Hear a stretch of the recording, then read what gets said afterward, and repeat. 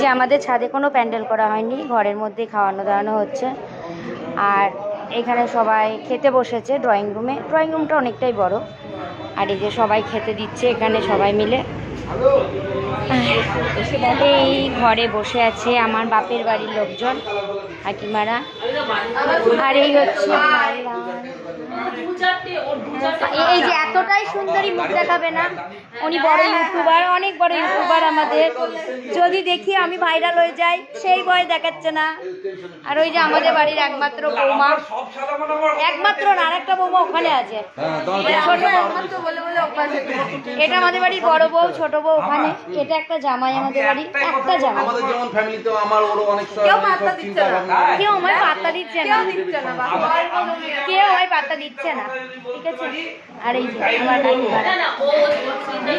চলো ছেলে মেয়ে বরকে খুব